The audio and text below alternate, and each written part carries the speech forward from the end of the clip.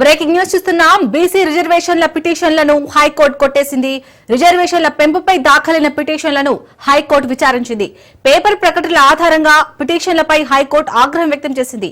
అధికారిక ప్రకటన రాకుండానే ఎలా పిటిషన్లను వేస్తారని హైకోర్టు ప్రశ్నించింది. రిజర్వేషన్ల కోటా ఎత్తివేస్తున్నారని పిటిషన్ల ఆందోళన వ్యక్తం చేశారు. ప్రభుత్వ ప్రక్రియ పూర్తి కాకముందే పిటిషన్లు ఎలా వేస్తారని హైకోర్టు మండిపడింది.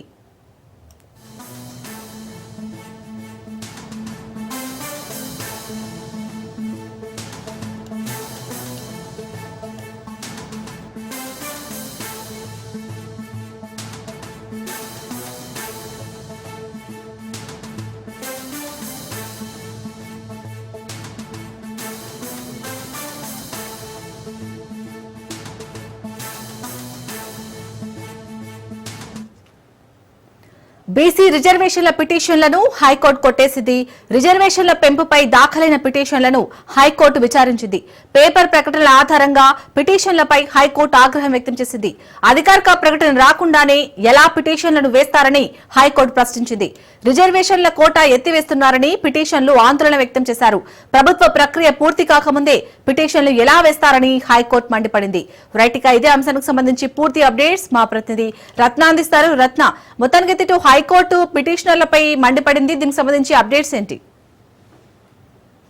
42% రిజర్వేషన్లను బీసీలకు కేటాయిస్తూ ప్రభుత్వం తీసుకురాబోతున్న జీవోపై హైకోర్టులో ఇద్దరు వ్యక్తులు, మల్లవ్వ, మాధవరెడ్డి అనే ఇద్దరు వ్యక్తులు పిటిషన్లను దాఖలు చేశారు.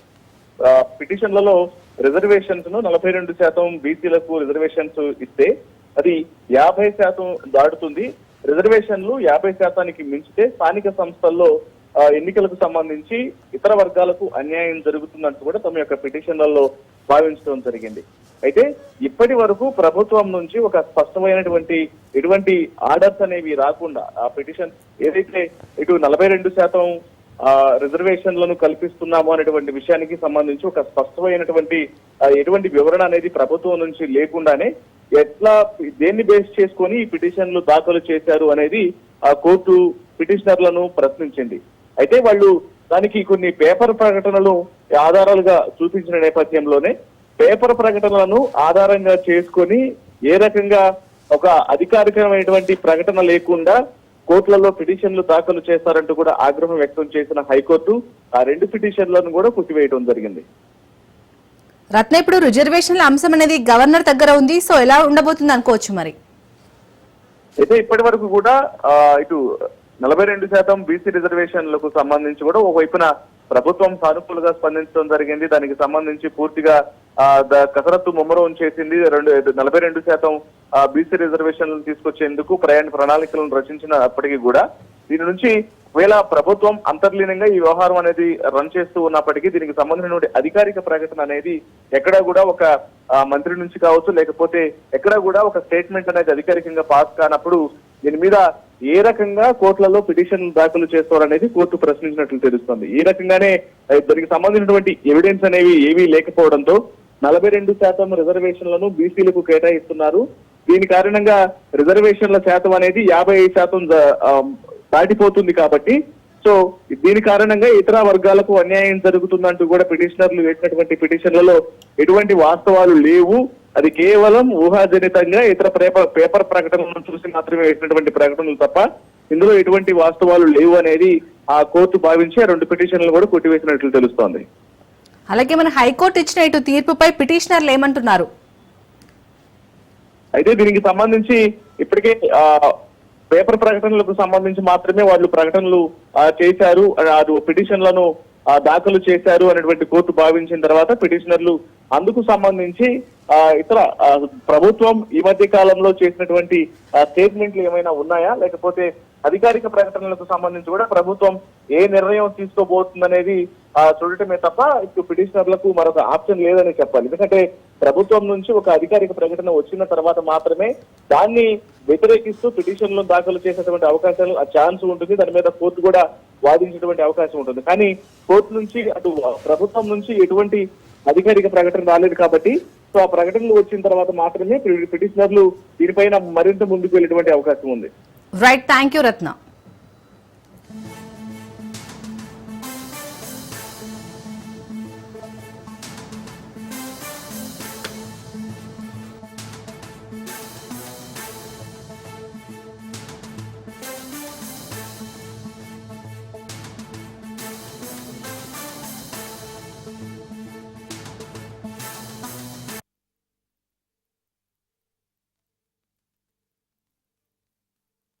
బహిరంగ ప్రదేశాల్లో అనధికార విగ్రహాలపై శాసనమండలిలో చర్చ జరిగింది. అనధికారికంగా ఏర్పాటు చేసిన వైఎస్ రాజశేఖర రెడ్డి విగ్రహాలకు సుందరీకరణ పేరుతో కోట్లాది రూపాయల ప్రజాధనాన్ని ఖర్చు పెట్టారని టీడీపీ ఎమ్మెల్సీలు భూమిరెడ్డి రామగోపాల్ రెడ్డి, తిరుమల నాయుడు, అలపాటి రాజేంద్ర ప్రసాద్ సభ దృష్టికి తెచ్చారు. నిధుల దుర్వినియోగంపై ఎలాంటి చర్యలు తీసుకుంటారో తెలపాలని సభ్యులు ప్రభుత్వాన్ని కోరారు. దీనిపై విపక్ష నేత బొత్స సత్యనారాయణ అభ్యంతరం వ్యక్తం చేశారు. ప్రత్యేకంగా రాజశేఖర రెడ్డి పేరు ఎత్తడం సరికాదన్నారు. వైఎస్ఆర్ ను కించపరిచేలా మాట్లాడారంటూ వైసీపీ సభ్యులు వాకౌట్ చేశారు.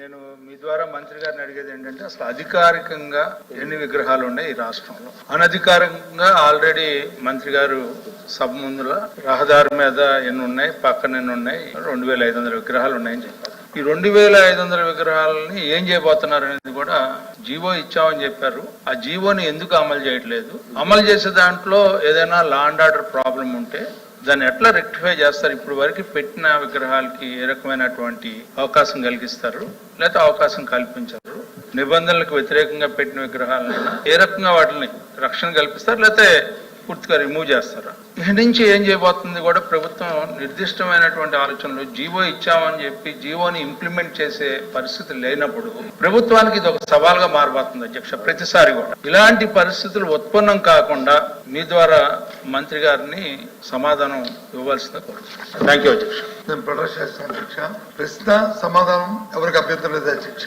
ఏదంటే రాష్ట్రంలో యూనిఫామ్ గా ఏ కార్యక్రమం చేసినా మేము కూడా పూర్తిగా సహకరిస్తాం. కానీ సభ్యులు మాట్లాడుతుంది కానీ లేకపోతే ఇస్తున్న ఆన్సర్ కానీ ఒక మాజీ ముఖ్యమంత్రి, అందరికీ జనరంజక నాయకుడు, ఈ రాష్ట్రంలో ఎన్టీ రామారావు గారిని వైఎస్ రాజశేఖర గారు ప్రత్యేకంగా రాజశేఖర గారు పేరెత్తి వారి విగ్రహాలు వచ్చి వారు జరుగుతుందని చెప్పి ఒక కక్ష పూర్తిగా మీరు చూసుకోండి, విగ్రహాలు చూసుకోండి, అధ్యక్ష కక్ష పూర్తిగా ఇది ఇక్కడ జరుగుతున్న ఈ చర్చకి ఇది సాంప్రదాయం కాదు అధ్యక్ష. ఇది మేము ప్రభుత్వానికి మేము చేస్తున్న చట్టవిరుద్ధమైన కార్యక్రమాలు చేయడానికి సపోర్ట్ చేయడానికి మేము లేము. చట్ట ప్రకారం ఏం చేసినా మాకు అభ్యంతరం. కానీ వారు పేరెత్తి వారు మనల్ని కించపరిచేటట్లు అవమానపరిచేటట్లు ఈ సభ్యులు అడుగుతుంది కానీ మన దగ్గర తెలుసు. కాబట్టి దీనికి నిరసనగా మేము వాకౌట్ చేస్తాం. మీరు ఏం చేస్తారో తీసుకునే ప్రభుత్వం ఒకే నిర్ణయిస్తారు. నేను మీ ద్వారా మంత్రి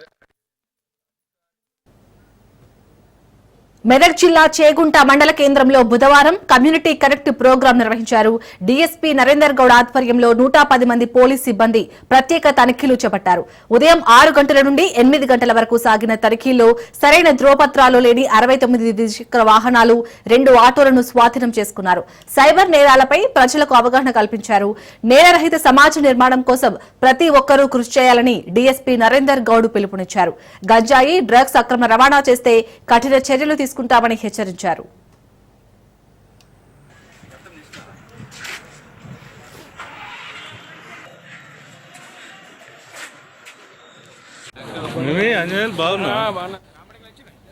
బీహార్ రాజధాని పాట్నాలో సిడబ్ల్యూసీ భేటీ అయింది. సదాకత్ ఆశ్రమంలో మల్లికార్జున ఖర్గే అధ్యక్షతన జరిగిన ఈ సమావేశానికి కాంగ్రెస్ పార్టీ అగ్రనేతలు రాహుల్ గాంధీ, కేసీ వేణుగోపాల్ తో పాటు సిడబ్ల్యూసీ శాశ్వత సభ్యులు, ప్రత్యేక ఆహ్వానితులు, కాంగ్రెస్ పాలిత రాష్ట్ర ఎంపీలు, రాష్ట్ర సీఎంలు, రాష్ట్రాల అధ్యక్షులు హాజరయ్యారు. బీహార్ అసెంబ్లీ ఎన్నికలు దేశంలో మోడీ ప్రభుత్వ అవినీతి పాలన ముప్పుకు నాంది పలుకుతున్నాయని ఏఐసీసీ చీఫ్ మల్లికార్జున ఖర్గే అన్నారు. బీజేపీ మతతత్వ రాజకీయాలపై బీహార్ ప్రజలు ఆసక్తి చూపడం లేదని, అభివృద్ది, సంక్షేమం ఆధారంగా రాజకీయాలను కోరుకుంటున్నారని అన్నారు. బీహార్లో ఎన్డీఏ కూటమిలో లుకలుకలు మొదలయ్యాయని, సీఎం నితీష్ కుమార్ ను బీజేపీ ఒక భారంగా భావిస్తుందని ఆరోపించారు.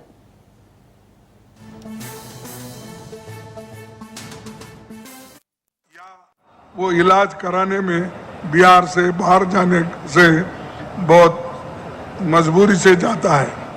बिहार की जनता भाजपा का धार्मिक ध्रुवीकरण नहीं चाहती, वो विकास केंद्रित राजनीति चाहती है। वो अपनी सरकार से बेसिक लॉन्ग टर्म सॉल्यूशन चाहती है। वो विकास, रोजगार, सामाजिक न्याय और सुशासन का अधिकार चाहती है और यही कांग्रेस पार्टी की मांग है कि सुशासन एक अच्छी सरकार देना, यहाँ के नौजवानों को नौकरी दिलाना और इन्फ्लेशन को कम करना, ये सारी चीजें हमारे एजेंडा में है।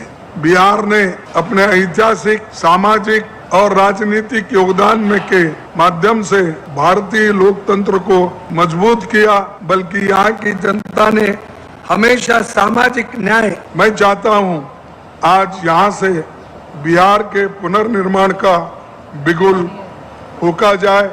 कांग्रेस पार्टी अपने गठबंधन दलों के साथ मिलकर बिहार के लोगों को रोजगार, शिक्षा, स्वास्थ्य, सामाजिक न्याय और सुशासन मुहैया कराएगी।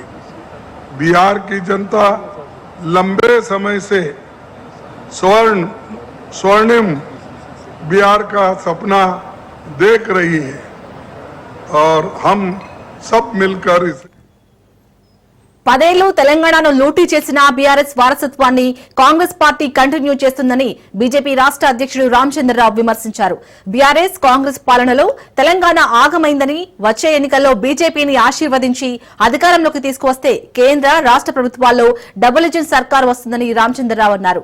నూతనంగా నియమితులైన పార్టీ ఉపాధ్యక్షులు, ప్రధాన కార్యదర్శులు, వివిధ మోర్చాల అధ్యక్షులకు నియామక పత్రాలు అందించిన రామచంద్రరావు కమిటీ అంతా కష్టపడి పార్టీని అధికారంలోకి తీసుకురావాలన్నారు. బీజేపీకి ప్రత్యర్థులైన కాంగ్రెస్, బీఆర్ఎస్ రాజకీయ దురుద్దేశాలను ఎండగట్టాలని పిలుపునిచ్చారు. తెలంగాణ తీసుకువచ్చేటటువంటి ఒక మేము తీసుకువచ్చినాం, బాబన్న వచ్చిందని చెప్పేసి బీఆర్ఎస్, కాంగ్రెస్ రెండు చెప్పుకుంటుంది. కానీ మనం గుర్తుపెట్టుకోవాలి, సోనియా గాంధీ ఇచ్చింది ఆయన అంటాడు, మా చంద్రశేఖర్ గారు తీసుకొచ్చిన ఆయన అంటారు. కానీ పార్లమెంట్లో బిల్ ప్రవేశపెట్టినప్పుడు ఆ రోజు బిల్లుకు మద్దతుగా భారతీయ జనతా పార్టీ లేకపోతే తెలంగాణ బిల్లు పార్లమెంట్లో పాస్ అయ్యేది కాదు. కేవలం భారతీయ జనతా పార్టీ చేయబట్టి తెలంగాణ బిల్లు వచ్చింది, తెలంగాణ వచ్చిందనే విషయాన్ని మనం గుర్తుపెట్టుకోవాలి. పార్లమెంట్లో మనం ఉండి బేషరతుగా తెలంగాణ బిల్లు సపోర్ట్ చేసినాం. కానీ బీఆర్ఎస్ నాయకులు ఇద్దరు ఉండే అప్పుడు కేసీఆర్ గారు అటెండ్ చేయలే, విజయశాంతి గారు అటెండ్ చేయలే. కేవలం బీజేపీ వారు అటెండ్ చేసినందుకు తెలంగాణ బిల్ పాస్ అయింది, తెలంగాణ వచ్చిందనే విషయాన్ని కూడా తెలంగాణ ప్రజలకు మరొకసారి చెప్పాల్సిన అవసరం ఉన్నది. తెలంగాణ వచ్చిన తర్వాత 11 సంవత్సరాలు, 10 సంవత్సరాలు దాదాపు బీఆర్ఎస్ ప్రభుత్వం ఈరోజు మన రాష్ట్రంలో ఉండే. బీఆర్ఎస్ ప్రభుత్వం ఈ రాష్ట్రాన్ని ఏం చేసిందనే విషయాన్ని ప్రజలు చూస్తా ఉన్నారు. అప్పులు బాధ చూస్తా ఉన్నాం, అవినీతిని మనం చూసాం, విద్యార్థుల ఒక నిరుద్యోగ సమస్యలు మనం చూస్తా ఉన్నాం, రైతుల ఒక సమస్య చూస్తా ఉన్నాం. ఏ సమస్య తీరలేదు 10 సంవత్సరాలు. కేవలం మాటలతో నడిపినటువంటి ప్రభుత్వాలు, కేవలం చేతలు లేకుండా మాటలతో మభ్యపెట్టి ప్రజల్ని మోసం చేసే ప్రయత్నం చేశారు. బీసీల విషయంలో వస్తే కామారెడ్డి బీసీ డిక్లరేషన్ చెప్పారు. మిత్రులారని నేను చెప్తా ఉన్నాను, ఈ ప్రభుత్వం బీసీలకు అన్యాయం చేస్తుంది. ఈ ప్రభుత్వం బీసీల వ్యతిరేకమైనటువంటి ప్రభుత్వం. ఎక్కడా వీళ్ళు బీసీ కమిషన్లకు బీసీ కమిషన్కి ఎన్ని నిధులు ఇచ్చారు, ఎంబీసీ కమిషన్ ఏమైంది, దానికి ఎన్ని నిధులు ఇచ్చారు, ఈ రకమైనటువంటి ఆలోచనలు ప్రజల్లో ఆలోచిస్తా ఉన్నారు. ఈ యొక్క కాంగ్రెస్ పార్టీ బీసీల పేరు మీద, అటు బీఆర్ఎస్ పార్టీ బీసీల పేరు మీద మోసం చేస్తా వస్తున్నారు. నేను చెప్తాను, ఈరోజు రేవంత్ రెడ్డి కానీ మీకు దమ్ముంటే 42% రిజర్వేషన్ తో జియో ఇవ్వండి, నోటిఫై చేయండి, ఎలక్షన్స్ పెట్టండి, మేము తయారున్నాం, దానికి మీ మద్దతు పలుకుతాం. మీరు ఎందుకు ఇంత ఆలోచన చేస్తా ఉన్నారు? స్థానిక ఎన్నికలు మీరు పోస్ట్పోన్ చేయడానికి వీల్లేదు. 73, 74 రాజ్యాంగ సవరణ చెప్తుంది, మీరు లోకల్ బాడీ ఎలక్షన్స్ పెట్టాల్సింది. జియో ఇవ్వండి, నోటిఫై చేయండి. Bharatiya Janata party elections తయారున్నాయి. మీరు ఇచ్చిన ఇవ్వకుండా 42% బీజేపీ ఇస్తుందని చెప్పేసి కూడా తెలియజేస్తారు. మిత్రులారా, శాసన మండలి సమావేశాలు కొనసాగుతున్నాయి. లైవ్ లో చూద్దాం.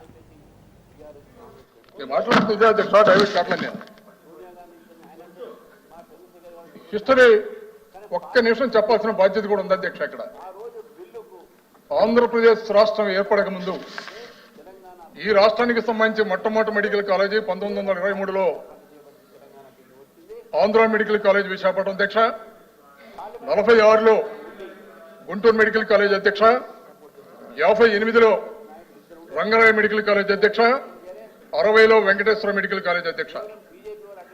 ఆ విధంగా ప్రారంభ దశలో దాదాపు 250 మెడికల్ సీట్లతోటి ఈ కాలేజీలన్నీ ప్రారంభమయ్యాయి అధ్యక్ష. రాష్ట్రం విడిపోయినాటికి ఈ రాష్ట్రంలో ఉన్నటువంటి మెడికల్ కాలేజీలు మొత్తం కూడా 12 మాత్రం అధ్యక్ష. ఈ 12 మెడికల్ కాలేజీలో ఉన్న అరకొర సీట్లు విద్యను అభ్యసించే వైద్య విద్యను అభ్యసించాలనుకున్నటువంటి విద్యార్థులకి సరిపోక దేశంలోని వివిధ ప్రాంతాలలోనే కాక ప్రపంచవ్యాప్తంగా మన విద్యార్థులు సంవత్సరానికి 600-700 మంది బయట ప్రాంతాలకు వెళ్లి వైద్య విద్యను అభ్యసించే పరిస్థితి మనకు ఉండేది అధ్యక్ష. ఒక్క విషయం మనం ఇక్కడ గమనించాలి అధ్యక్ష, రాష్ట్రంలో వైద్యుల సంఖ్య ఏ విధంగా ఉందంటే ప్రపంచ ఆరోగ్య సంస్థ సిఫారసు చేసినటువంటి నామ్స్ కన్నా కూడా అంటే 1000 మందికి 1 ఉండాలి అధ్యక్ష. అది 2014కి ముందు 1000 మందికి 0.18గా ఉండేది అధ్యక్ష. ఇది మనం గుర్తించాలి అధ్యక్ష. చంద్రబాబు నాయుడు గారు 4 పర్యాయాలు ముఖ్యమంత్రి అయినా ఒక్క మెడికల్ కాలేజీని తీసుకొచ్చారు అధ్యక్ష. ఆలోచించాలి అధ్యక్ష. ఇది అంతేకాదు అధ్యక్ష, చాలా ఇంపార్టెంట్ విషయం ఇది. 2014కి ముందు రాష్ట్రంలో వైద్యుల సంఖ్య, ప్రభుత్వంలో వైద్యుల సంఖ్య 44,014 మంది ఉండేవాళ్ళు అధ్యక్ష. అదే జగన్మోహన్ రెడ్డి గారు 2019 నుంచి 24 కాలంలో ఆ సంఖ్యని రెట్టింపు చేస్తూ 88,028 మంది ఉండేలాగా రెట్టింపు చేస్తూ జగన్మోహన్ రెడ్డి గారు ప్రజారోగ్యం పట్ల తీసుకున్నటువంటి శ్రద్ధని సభ ముందు ఉంచుతున్నాను. ఇది గమనించవలసిందిగా కోరుతున్నాను అధ్యక్ష. అది నేను అంతేకాదు అధ్యక్ష, జగన్మోహన్ రెడ్డి గారు ముఖ్యమంత్రిగా ఆలోచించారు.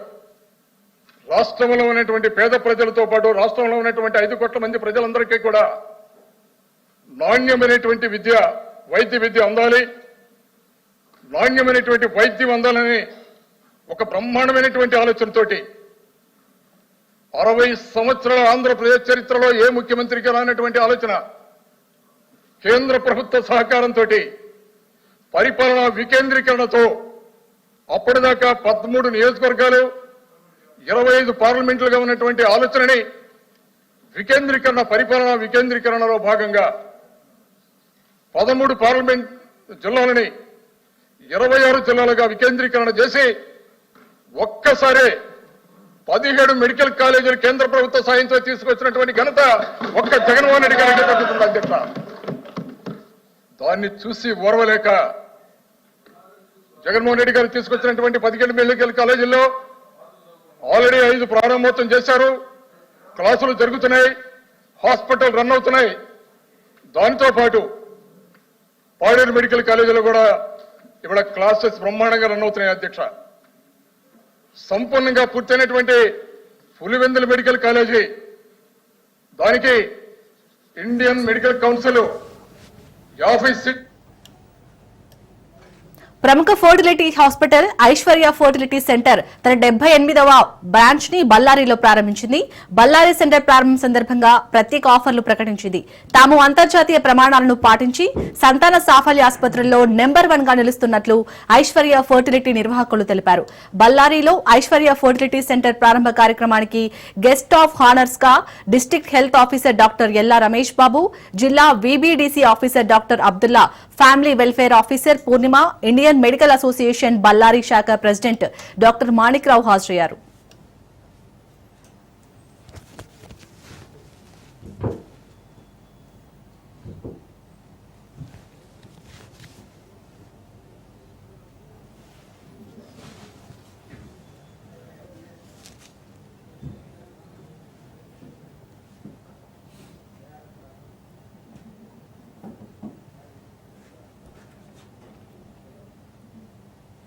So I'm very happy that we are starting the 78th branch of Aishwarya Fertility Center in Ballari, and all the couples of Ballari, we want to promise you that we'll give the best treatment to you at the most affordable rate. And Aishwarya Fertility Center stands very proudly to say we help every woman to conceive and have a very happy family. And I congratulate the team of Ballari Aishwarya, doctors and the staff, that they'll do the best and You are very successful and we wish you all the best. Aishwarya, whole team in the fertility center, especially Chandrika madam. I was just talking to her. ಹೀಗೆ ಒಂದು 5 ನಿಮಿಷ ಎಲ್ಲ ಮಾತಾಡ್ಕೋತೀವಿ. ತುಂಬಾ down to earth madam ಇದ್ದಾರೆ. Very experienced, 30-40 years experience ಇದೆ. So ನಮ್ಮ ಬಳ್ಳಾರಿಗೆ ತುಂಬಾ ಲಕ್ಕಿ ಅನ್ಕೋರಿ. ಅವ್ರ ಬ್ರಾಂಚಸ್ ಎಲ್ಲ ಆಗ್ತದೆ. Especially Shamli madam, I know Har from my college days. She was my student actually, and I congratulate her, Shamli. I congratulate all the team of Aishwarya Center, and we need in ಬಳ್ಳಾರಿಯಲ್ಲಿ ತುಂಬಾ centres ಬೇಕು ನಮಗೆ. So ನಮ್ಗೆ ಇಲ್ಲೇ ಎಲ್ಲ treatment ಆಗ್ತಾ ಇದ್ರೆ ನಮ್ಗೆ ಅನುಕೂಲ, ನಮ್ಮ ಜನರಿಗೆ, ನಮ್ಮ ಇಲ್ಲಿದ್ದ ಪೇಷಂಟ್ಸ್ಗೆಲ್ಲ ಬೆಂಗಳೂರು ಹೋಗಿ ಹೈದರಾಬಾದ್ ಹೋಗಿ ಸುತ್ತೋದಕ್ಕಿಂತ ಎಲ್ಲ ಇಲ್ಲೇ ಸೆಂಟರ್ಸ್ ಇದ್ದ ನಮ್ಗೆ ತುಂಬಾ ಅನುಕೂಲ ಆಗುತ್ತೆ. I congratulate again. ಇದು ನಮಗೆ ತುಂಬಾ ಖುಷಿ. ಇದು ಸೆಂಟರ್ ಬಳ್ಳಾರಿಯಲ್ಲಿ ಸ್ಟಾರ್ಟ್ ಮಾಡೋದು. ಎಲ್ಲ ಸೌಲಭ್ಯಗಳು ಇಲ್ಲೇ ಇರುತ್ತೆ. ಬಳ್ಳಾರಿಯಿಂದ ತುಂಬಾ ಪೇಷಂಟ್ಸ್ ನಮಗೆ ಗೊತ್ತಿದ್ದವರೇ ಬೆಂಗಳೂರು ಹೈದರಾಬಾದ್ ಎಲ್ಲ ಹೋಗಿ ಬರ್ತಾ ಇರ್ತಾರೆ. ಸೊ ಇವಾಗ ಇಲ್ಲೆಲ್ಲ ಅನುಕೂಲ ಇದೆ. ಸೊ ಇಲ್ಲಿ ಬಂದು ನಾನು ಯಾವಾಗಲೂ ಅವೈಲೇಬಲ್ ಇರ್ತೀನಿ. ನಿಮಗೆ ಪಾಸಿಟಿವ್ ಪ್ರೆಗ್ನೆನ್ಸಿ ರೇಟ್ಸ್ ಕೊಡೋಕ್ಕೆ ನಮ್ಮ ಆದಷ್ಟು ಪ್ರಯತ್ನ ಮಾಡ್ತೀವಿ. I'm Johnny Edwin Das. I'm the Vice President of Aishwarya Fertility. To talk about Aishwarya, we are almost 40 years old in this industry. So we started our first center in 1986 in Chennai, and slowly gradually we have expanded, and now Bellary is our 78th center which we have inaugurated today. Coming to the treatment of IVF, IVF is a very simple procedure where we take the husband semen and the female cow outside. We will be both inside the laboratory, and we make it embryos, that we transfer the embryos into the uterus of the female, and then we wait for a few days to get conception. So this is a simple procedure which nobody needs to have panic about how IVF is done, and we follow all ART guidelines. So there will not be any misuse of any gametes or nothing. So we are very simple and transparent to people, and we charge very affordable to your patients. So it is for the inaugural offer we are giving free IVF procedure charges to their patients. So they will have to pay only for the drugs. Otherwise also the IVF package does not exceed 2 lakh rupees, which we ensure including all medicines. So anybody who really wanted to get an IVF done, instead of traveling from Bellary to Bangalore or Hyderabad, I suggest you can have your IVF treatment done at Bellary itself. We do everything within one roof, starting from IUI to the apparent treatments like PGD, PGS, which can be done in one roof. So my humble request to utilize the facilities which is available in Bellary for your IVF treatments. Namaskara. I am Dr. Jyoti Patil. I am Senior IVF Specialist, Head of Operations. ನಾನು ಈ ಐಶ್ವರ್ಯದು 7 branches ಇದೆ ಕರ್ನಾಟಕದಲ್ಲಿ. ಈ 7 ಬ್ರಾಂಚಸ್ನ ನಾನು ನೋಡ್ಕೊತೀನಿ. ಇವತ್ತು ನಾವು ಇಲ್ಲಿ ಸೇರಿದ್ದೀವಿ ಬಳ್ಳಾರಿಯಲ್ಲಿ ನಮ್ಮ 78ನೇ ಸೆಂಟರ್ ಆಗಿರೋ ಐಶ್ವರ್ಯ ಫರ್ಟಿಲಿಟಿ ಸೆಂಟರ್ ಆರಂಭೋತ್ಸವ. ಸೊ ಇವತ್ತು ನಾವು ಓಪನಿಂಗ್ ಸೆರೆಮನಿಯಲ್ಲಿ ಸೇರಿದ್ದೀವಿ. ಇವತ್ತು ನಮ್ಮ ಅದೃಷ್ಟ, ನಾವು ಬಳ್ಳಾರಿಯಲ್ಲಿದ್ದೀವಿ. ಬಳ್ಳಾರಿ ಜನಗಳು ಇಲ್ಲಿಂದ ಬೆಂಗಳೂರಿಗೂ ಹೈದರಾಬಾದ್ಗೂ ಟ್ರೀಟ್ಮೆಂಟ್ಗೋಸ್ಕರ ಹೋಗ್ತಾರೆ. ನಾನು ಟ್ರೀಟ್ಮೆಂಟ್ ಅಂದಾಗ ಹೇಳ್ತಾ ಇರೋದು IVF ಟ್ರೀಟ್ಮೆಂಟ್. ಐಶ್ವರ್ಯ ಫರ್ಟಿಲಿಟಿ ಸುಮಾರು 40 ವರ್ಷ ಹಿಂದೆ ಸ್ಟಾರ್ಟ್ ಆಗಿರೋ ಸೆಂಟರು. ಚೆನ್ನೈಯಲ್ಲಿ 1 ಸೆಂಟರಿಂದ ಸ್ಟಾರ್ಟ್ ಆಗಿರೋದು ಇವತ್ತಿಗೆ 78 ಸೆಂಟರ್ ಆಗಿ ಬೆಳೆದಿದೆ. ಪ್ಯಾನ್ ಇಂಡಿಯಾ, ಥ್ರೂ ಔಟ್ ಇಂಡಿಯಾದಲ್ಲಿ ಸೆಂಟರ್ಸ್ ಅವೈಲೇಬಲ್ ಇದೆ. ಎಲ್ಲ ರಾಜ್ಯಗಳಲ್ಲೂ ನಮ್ಮ ಸೆಂಟರ್ಸ್ ಇದೆ. The first and most important thing about Aishwarya fertility is we have 80% success rate. ಇವತ್ತಿಗೂ 1 lakh ಕಪಲ್ಗೆ ನಾವು ಪ್ರೆಗ್ನೆನ್ಸಿ ಕೊಟ್ಟಿದ್ದೇವೆ. ಬಳ್ಳಾರಿಯಲ್ಲಿ ನಾವು ಎಲ್ಲ ಸ್ಟೇಟ್ ಆಫ್ ಆರ್ಟ್ ಟೆಕ್ನಾಲಜಿ ಅಂತ ಹೇಳ್ತೀವಿ. ಅಂದರೆ ನಮ್ಮ ಹತ್ರ IUI, IVF, IMSI, ICSI, ಈ ತುಂಬ ಅಬಾರ್ಷನ್ಸ್ ಆಗೋಂಥವ್ರಿಗೆಲ್ಲ PGTA ಅಂತ ಎಂಬ್ರಿಯೋ ಬಯಾಪ್ಸಿ ಅಂತ ಮಾಡ್ತೀವಿ. ಈ ಎಲ್ಲ ಸೌಲಭ್ಯಗಳನ್ನು ನಾವು ಬಳ್ಳಾರಿಯಲ್ಲೇ ತಂದಿದ್ದೀವಿ. ಸೊ ನೀವೆಲ್ಲರೂ ಬಂದುಬಿಟ್ಟು ಈ ಸೆಂಟರ್ನ ಉಪಯೋಗಿಸ್ಕೊಂಡು ಪ್ರೆಗ್ನೆನ್ಸಿನ ಪಡ್ಕೋಬೇಕು ಅಂತ ನನ್ನ ವಿನಂತಿ. So all are welcome, and I assure you a pregnancy in due course. ఇవి ఇప్పటివరకు ఉన్న updates. For more updates keep watching Raj news.